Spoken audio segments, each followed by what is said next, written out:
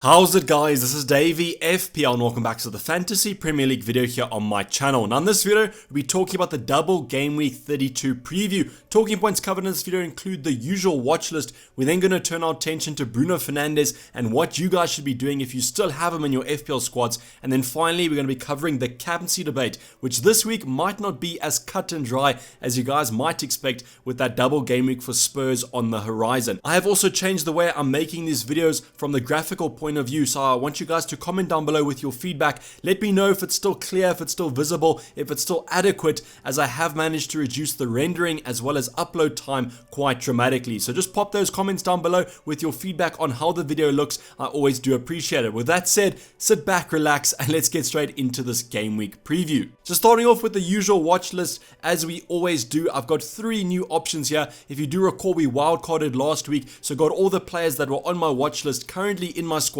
but now that doesn't mean we can't look ahead for our future free transfers. So the 3 players I have on screen here: Greenwood, Lacazette, and James Maddison. So starting off with Greenwood, the only thing I want to say about Greenwood is that although he's on the watch list, I kind of am monitoring the situation with him on if he's going to be playing or not. This season has definitely not lived up to the hype of last season. As you can see, 3 goals and 2 assists this FPL season in 1,395 minutes. So it's not like he hasn't played this FPL season. Definitely has played. He just hasn't been producing the results of maybe previous seasons. And that's the thing that I'm currently monitoring. Although he's played a lot of minutes this season, recently I don't even know if he's going to be making the starting lineup. Last week in game week 31, Man United's lineup included Cavani up front, and I think that United definitely have to keep Cavani at that center striker. And then obviously you're going to have Bruno Fernandes in that cam slot with Rashford out wide. The interesting thing that Ole Gunnar Solskjaer actually did was he played Pogba at that left position. Now that doesn't mean that he was a left winger or a left midfielder. It could actually be on the contrary, and there could have been some rotation in that midfield slot, and maybe he actually was playing at a centre mid position. But what I do know is that Greenwood wasn't included in that lineup, and although that Greenwood has shown some good form recently, that might see him in the starting 11. And I want to know that Greenwood's going to be starting before I do bring him in, because I would rather have the security of a player that plays a full 90 minutes than Greenwood coming off the bench. Although he might still return off the bench, I do always go for that safe option and go for a more nailed start. And now Greenwood could come out this weekend against Burnley and start in the starting 11, and that could be quite good. And then maybe we bring him in for Leeds, but it still is on the watch list right now before I do make any moves. Then we move on to Lacazette, and Lacazette was one of the players that was constantly mentioned in my deadline with Dayvy livestream pre-game week 31's deadline, when everyone was kind of telling me to bring in Lacazette, look at Lacazette. Those people were actually correct. I mean, they did play Sheffield United after all, was a great fixture for Lacazette and Arsenal as a whole, but it seems like he was definitely one of the right strikers to look at. With Aubameyang out with that illness this weekend, managed to start against Sheffield United, which did wonders for his confidence as he managed to bag 2 goals in that one. And with Arsenal's upcoming Europa League fixture, maybe just monitor the situation there, just make sure that he doesn't get injured, maybe make sure that his time is managed, because they are currently drawing with their opposition. So I'm pretty sure that Lacazette will play that game as the most informed Arsenal player right now. But at 8.3 million looks like a good option. The thing that I'm kind of considering right now is that I opted for Jamie Vardy over Lacazette because of those lovely Leicester fixtures. So if Jamie Vardy's form, as it has continued recently, hasn't been that great, if it continues to not be that great, I could definitely look at downgrading him to Lacazette and upgrade one of my other positions. I mean, 13 goals, 3 assists, played a lot of minutes this season, but I mean, those stats are absolutely great. So if you are looking at a striker at that 8.3 bracket, definitely look at Lacazette. As Arsenal's fixtures, we covered them in the best fixture guide a couple of weeks ago. We spoke constantly about Arsenal because their fixtures really are the best from now to the end of the season. So he definitely should be on your watch list, as he is on one with mine. And then finally, we got James Maddison. No, I'm not looking at James Maddison's golfing ability here like game week 31. I'm kind of hoping that he's going to be starting for the next round of fixtures. Leicester have 4 upcoming fixtures that look really good, and at 7.2 million, it's kind of that midfield bracket. I currently am looking at replacements for Pedro Neto, who's going to be out for the rest of the season. So Greenwood, Maddison, players around this price bracket are definitely where my eyes are currently at. And as I mentioned, Leicester have lovely fixtures coming up. I just want to kind of see what the situation with Maddison is. Didn't play in game week 31. Might have been some disciplinary reasons there, but the thing is, he's back from his injury, and it's going to be interesting to see where he fits into that starting 11. With Harvey Barnes out injured, there has been some talk about Leicester lacking some pace up front, and they've gone to kind of a 2 up front, playing Jamie Vardy and Ian Nacho up front instead of playing a sole striker, and we might not see James Maddison starting in that usual cam slot where he has been so good this season. So 8 goals, 7 assists, not too shabby for the English midfielder. So he's on my watch list, but I don't think I'm going to be looking at James Maddison for game week 32, rather maybe in the short term when those Leicester fixtures still look good. But that's the watch list. I'm pretty sure your guys' watch list is a little bit different to mine, so comment down below who's on your watch list and who you looking to bring in for game week 32? So now moving on to the first talking point, well, the first real talking point after the watch list, it's going to be what to do with Bruno Fernandes if you guys do own him.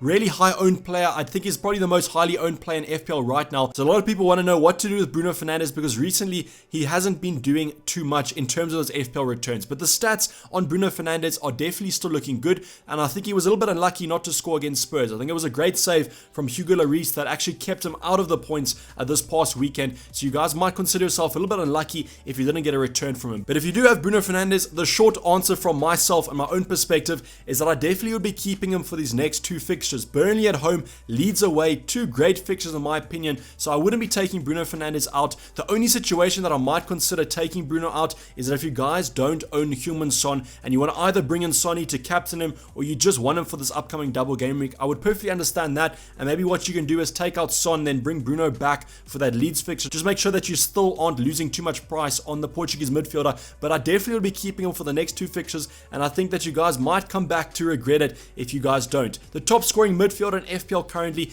I think that consistency is going to find its way back into his game, and he's definitely going to score some FPL points from now to the end of the season. So I wouldn't be looking at taking him out. Whether I would bring him in is another debate. I guess you kind of have to look at the fixtures and your own FPL squads, and if you're going to be captaining Bruno Fernandes in the short term, maybe look at it. But my current team, I'm not going to be captaining Bruno anytime soon, so he currently is going to just be on my watch list. But if I did own him, I wouldn't be taking him out, especially before these next two fixtures. So now going on to the talking point of the Spurs third option. I think most of you guys generally will own Son and Kane. If you don't own Son or Kane, I would definitely look at bringing one of those players in, if not both of them. So I'm kind of assuming here that all of you guys do own Son and Kane already, and now we're going to be talking about whether you guys should be bringing in a third option. As I mentioned, double game week 32 is only a double game week for Spurs, so you want to maximize your exposure to the double game week, so you might be looking at a third Spurs option. I personally think that two Spurs options is going to be adequate for this upcoming double. They do have great fixtures afterwards, and that's kind of the reason why I'm not really looking at another Spurs option, because in terms of rotation,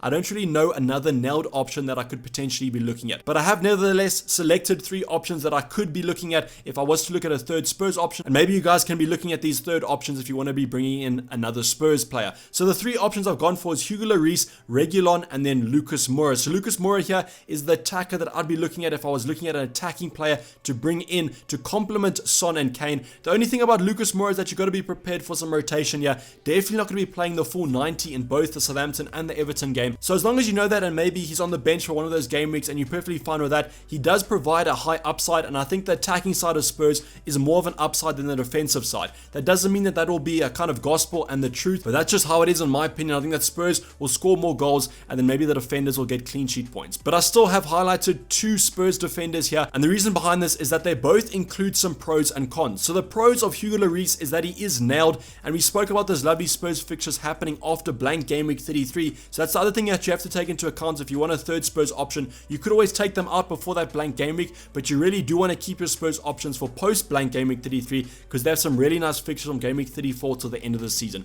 So that's why I've gone for Hugo Lloris, as he's a nailed option, definitely going to be playing most of the Spurs games, and is their main goalkeeper at the moment. So I'll still be looking at Hugo Lloris from that nailed point of view. The obvious downside to owning a goalkeeper is that their upside isn't that great unless he saves a penalty or he gets in a miraculous assist. He's going to be getting basically a clean sheet and maybe a couple save points, and that's where Reguilon comes in here, because Reguilon has that attacking threat from that fullback position. I don't really think he's lived up to that attacking threat hype from maybe when that transfer was confirmed, as he hasn't really returned that many attacking threat. And the thing is, if you have Harry Kane that you're targeting with those crosses, you probably should be returning a couple more assists than he has this FPL season. So Reguilon offers that attacking threat, but unfortunately not the most nailed player in that Spurs starting 11. The nice thing about it is that without European football, probably will be in the starting 11 a lot more game weeks than maybe if they did. So Reguilon could be an option that you look at, but these are the three players that I'd probably be looking at to complement Son and Kane, as I do believe that Son and Kane will be the most high scoring Spurs players this double game week. I mean, imagine if Ndombele now is going to be the most high scoring Spurs player this double game week, but I do think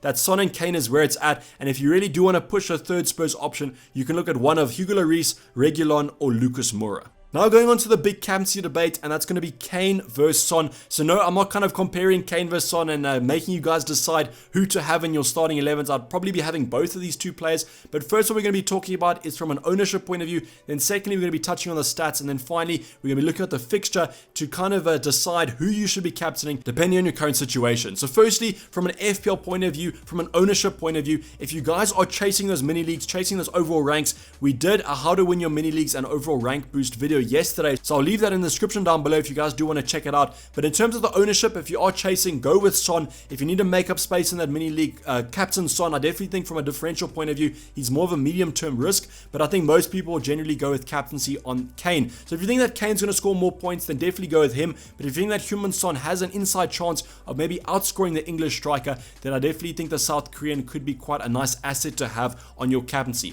We also can talk about triple captaincy and whether you guys think it's going to be worth it. In my opinion, I think that it will be. I know that you're not getting that differential aspect because most people will probably be going with Kane or Son, but the fact of the matter is when people triple captain Kane previously in the last double, he only scored 1 goal, so anything better than that is going to be absolute money for you guys on that triple captaincy. So I still would be looking at the triple captaincy this week. I don't think there's going to be many opportunities from now to the end of the season after double game week 32 for those of you to really maximize the chance of a potential return on that triple captain, so I would still be using my triple captain. So the thing about ownership, we've spoken about that, you guys can agree or disagree. There's generally quite a big debate about ownership in FPL at the moment, but the second thing that we can look at that's a bit more concrete is going to be the stats. So I went over to Fantasy Football Hub, went onto their player comparison tool, and as you can see here, I've gone for the 2 spider diagrams or the web diagrams, whatever you want to call it, for both of these players. So at the start of the season, you probably would have thought that Harry Kane was definitely going to be in red and Heung-min Son was going to be represented by the blue stats, but no, we've actually seen a shift in the past couple of game weeks where these two players have swapped what happened early on the season. So yes, Harry Kane is in blue and Heung-min Son is in red, and we can see that Heung-min Son has actually taken up more of an assisting role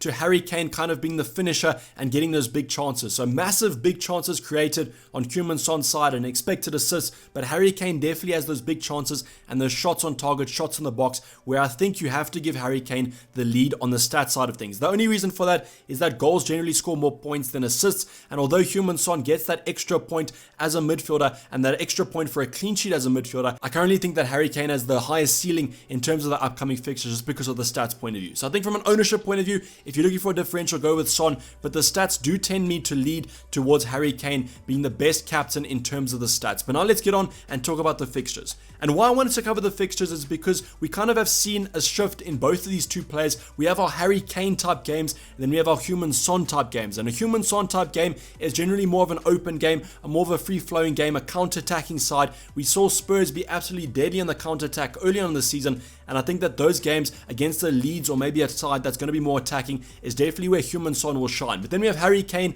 which I think against the low block or maybe more of a conservative midfield defensive situation, I think that Harry Kane is going to be leading the line on that case, because I generally think in terms of in the air and the overall aerial threat and goal threat, I think that Harry Kane provides more of an asset in those. So Everton, Southampton, it's a little bit tough to predict how these games are going to flow. I think that Everton definitely will be more conservative than Southampton. I think that Southampton game is probably going to have quite a few goals in it, mainly because Southampton just simply can't defend at the moment. And that's why I think that Southampton away game is going to be the game that you target. And I don't know why. I just have a weird feeling that Heung-min Son is going to have a better game against Southampton than Harry Kane will. But I think against Everton, you're probably going to be favoring Harry Kane or Heung-min Son. So it's really 50-50 here, a real toss-up if you guys are kind of comparing these two and deciding who to go for. But what I did do is I highlighted the fixtures from previously in the season, the reverse fixtures of this double game week, which was Everton at home, which actually Everton ended up winning 1-0. But this was the first game week of the season, and we know how Spurs kind of bounced back from this one with a Southampton away win, which was absolutely miraculous. We saw massive scores here from Harry Kane and Heung-min Son.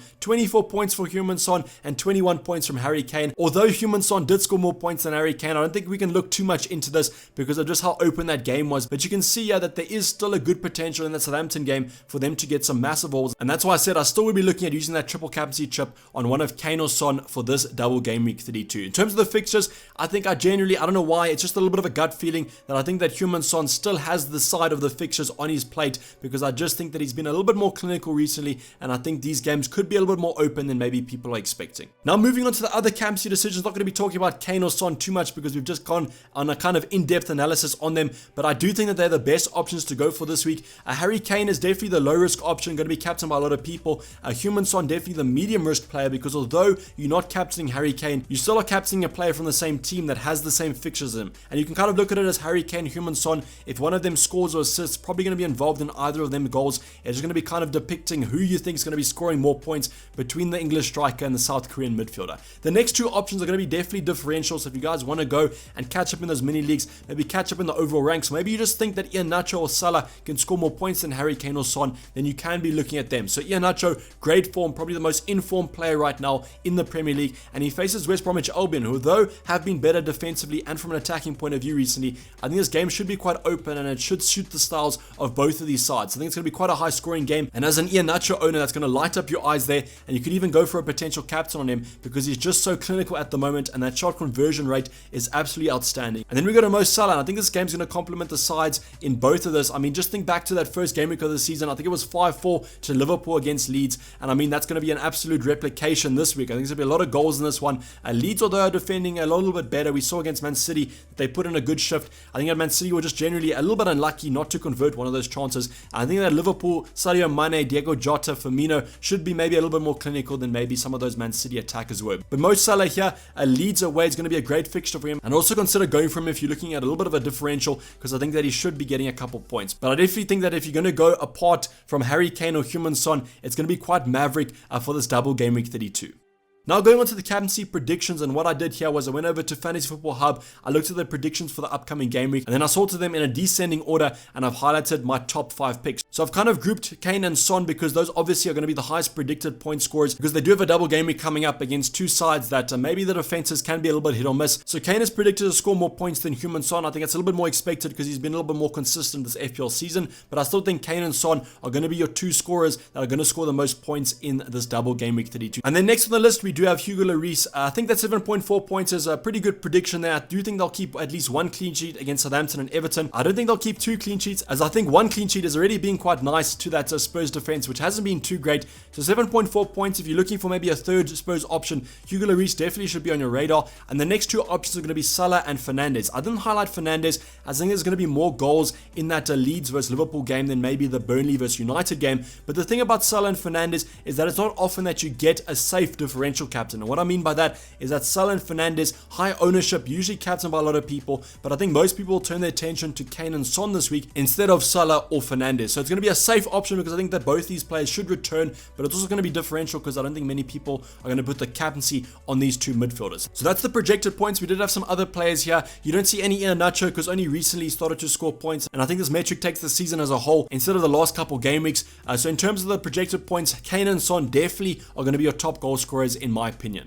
So this is basically a wrap up the video, guys. Hopefully you did enjoy it. Please don't forget to like it if you did, and subscribe if you have not subscribed yet. I'll be seeing you guys in the team selection tomorrow. We'll be looking to take a minus for it for the injured Pedro Neto, which is a little bit unlucky. And then hopefully we do have a deadline with Dayvy stream on Friday evening. I'll be signing off. It's been Dayvy FPL, and I'm out. Cheers. Bye.